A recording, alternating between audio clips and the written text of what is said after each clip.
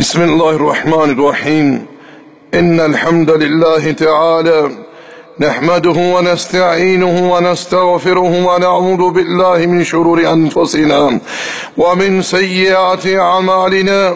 من يهده الله فلا مضل له ومن يضلل فلا هادي له، وأشهد أن لا إله إلا الله وحده لا شريك له، وأشهد أن محمدا عبده ورسوله صلى الله عليه وعلى آله وصحبه أجمعين. أما بعد، قال الله تعالى: يا أيها الذين آمنوا اتقوا الله وقولوا قولا سديدا يصلح لكم أعمالكم ويغفر لكم ذنوبكم، ومن يطع الله ورسوله فقد فاز فوزا عظيما.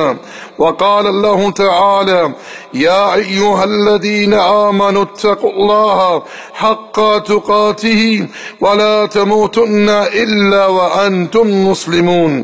ثم أما بعد، برادران اسلام، وطن عزیز پاکستان کے شہر کوئٹہ میں کل جو سانحہ پیش آیا ہے، ہم اس کی شدت سے مذمت کرتے ہیں اور یہ کہتے ہیں کہ اس طرح کے افعال اسلام اور اسلامی تعلیمات کے بالکل مخالف ہیں، بلکہ یہ دشمنان اسلام کی سازش ہے جو اس طرح کے افعال کر کے اسلام اور اسلامی تعلیمات کو بدنام کرنا چاہتے ہیں۔ دوستو، اسلام جب سے شروع ہوا ہے، اسلام نے انسانیت کو امن و سلامتی کا پیغام دیا ہے۔ اسلام نے انسانیت کو اس بات کا درس دیا ہے کہ ایک انسان کے دوسرے انسان پر کیا حقوق ہیں، بلکہ اسلام نے انسانیت کو اس بات کی تعلیم دی ہے کہ جانوروں کے ساتھ کس طرح معاملہ کرنا ہے۔ دوستو، ہم یہ کہنا چاہیں گے، جو لوگ اس طرح کے افعال کر کے اپنے آپ کو جنتی سمجھتے ہیں، اپنے آپ کو شہید کہتے ہیں، ایسے لوگ پرلے درجے کی غلطی پر ہیں، کیونکہ اللہ کے رسول علیہ السلام نے ارشاد فرمایا: جو شخص دنیا میں اپنے آپ کو کسی شے سے قتل کرے گا، اسے جہنم میں اسی شے سے عذاب دیا جائے گا۔ اس حدیث میں اللہ کے رسول نے اس بات کی خبر دی ہے کہ اپنے آپ کو قتل کرنے والا، اپنے آپ کو مارنے والا وہ جہنمی ہے اور جہنم میں اسے عذاب دیا جائے گا۔ اللہ کے رسول علیہ السلام کے زمانے میں اللہ کے نبی کے ساتھ لڑائی میں ایک شخص شریک تھا۔ وہ بڑی بہادری سے دشمنوں کے جتھوں میں گھس کر ان کو قتل کر رہا تھا۔ لوگوں نے جب اس کی بہادری کے جوہر دیکھے تو یہ کہنا شروع کر دیا: یہ تو مراد کو پہنچا، یہ تو جنتی ہے، اس کا شمار شہداء میں ہوگا۔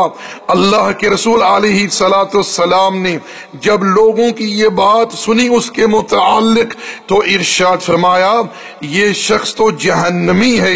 لوگ رسول اللہ صلی اللہ علیہ وسلم کی یہ بات سن کر پریشان ہوتے ہیں کہ یہ شخص اتنی بہادری سے لڑ رہا ہے، دشمنوں کو قتل کر رہا ہے، مگر اللہ کے رسول نے اس کے متعلق فرما دیا یہ تو جہنمی ہے۔ چنانچہ صحابہ کرام میں سے ایک شخص نے اس بات کا عزم کیا کہ میں اس کا تعاقب کروں گا۔ وہ اس کے پیچھے ہوتے ہیں، دیکھتے ہیں وہ لڑ رہا ہے، کافروں کو قتل کر رہا ہے، مگر آخر کر وہ زخموں کی تاب نہ لاتے ہوئے اپنی تلوار کو نیچے رکھتا ہے، کھڑا کرتا ہے اور خود اس پر لیٹ جاتا ہے، یعنی اپنے آپ کو قتل کر لیتا ہے۔ وہ صحابی جیسے ہی یہ منظر دیکھتے ہیں فرماتے ہیں: صدق رسول اللہ صلی اللہ علیہ وسلم، اللہ کے رسول نے سچ فرمایا تھا کہ یہ جہنمی ہے، کیونکہ اس نے اپنے آپ کو خود قتل کر لیا۔ میرے بھائیوں، میرے دوستوں، اللہ تعالیٰ نے قرآن مجید میں ارشاد فرمایا: لا تقتلوا انفسکم، اپنے آپ کو قتل مت کرو۔ اپنے نفس کو قتل کرنے سے منع فرمایا ہے، بلکہ اپنی ذات پر تشدد کرنے سے منع فرمایا ہے۔ میرے بھائیوں میرے دوستوں، اسلام ایسے افعال سے بالکل بری ہے، اور جو لوگ نہتے مسلمانوں کو قتل کرتے ہیں، ان کا خون بہاتے ہیں، ایسے لوگوں کے متعلق اللہ رب العزت نے بڑی ہی شدید وعید سنائی ہے۔ قول اللہ تعالی وَمَن يَقْتُلْ مُؤْمِنًا مُتَعَمِّدًا، جس نے کسی مومن کو متعمدن قتل کیا، فَجَزَاؤُهُ جہنم، اس کا ٹھکانہ جہنم ہے، خالدن فیہا، ہمیشہ اس میں رہے گا، وَغَضِبَ اللَّهُ عَلَيْهِ، اس کے لیے اللہ کا غضب ہے، وَلَعْنَهُ، اس کے لیے اللہ کی لعنت ہے، وَعَدَّ لَهُ عَذَابًا عَظِيمًا، اللہ تعالی نے ایسے لوگوں کے لیے بڑا ہی عذاب تیار کر رکھا ہے۔ اور نبی محترم صلی اللہ علیہ وسلم نے حدیث میں ارشاد فرمایا، اگر ایک مومن کے قتل میں ساری خلق شامل ہو جائے تو اللہ تعالی ان سب کو منہ کے بل جہنم میں ڈال دے گا۔ ابن عباس رضی اللہ تعالی عنہما فرمایا کرتے تھے، کعبۃ اللہ کی بڑی عظمت ہے، لیکن ایک مومن کے خون کی شان و عظمت عند اللہ تعالی کعبے کی عظمت سے بھی زیادہ ہے۔ اللہ کے رسول نے فرمایا، قیامت کے دن محشر کے میدان میں حقوق العباد میں جس چیز کا سب سے پہلے حساب لیا جائے گا وہ ہے قتل۔ مقتول آئے گا، رب ذوالجلال کی بارگاہ میں عرض کرے گا، اے اللہ اس نے مجھے قتل کیا تھا، اس سے حساب لے، اس سے پوچھ کہ اس نے مجھے کس بنا پر قتل کیا تھا۔ چنانچہ اس سے رب ذوالجلال اس کے قتل کا حساب لے گا۔ میرے دوستوں، محشر کے میدان میں عدل قائم ہوگا۔ اگر ایک سینگ والے جانور نے بغیر سینگ والے جانور کو مارا ہوگا تو ان کا بھی حساب ہوگا، ان کا بھی بدلہ چکایا جائے گا۔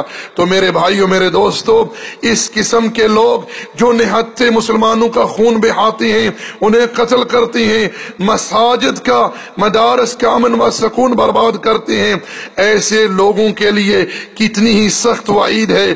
یہ لوگ دراصل دشمنان اسلام کے ایجنٹ ہیں جو اس طرح کے افعال کر کے اسلام کو بدنام کرنا چاہتی ہیں، اور ہم کہیں گے واللہ ثم واللہ، اسلام اور اسلامی تعلیمات ان کے ایسے جاہلانہ وحشیانہ افعال سے بالکل بری ہے۔ اللہ تعالیٰ اس قسم کے لوگوں کے ان افعال سے اہل اسلام کی حفاظت فرمائے۔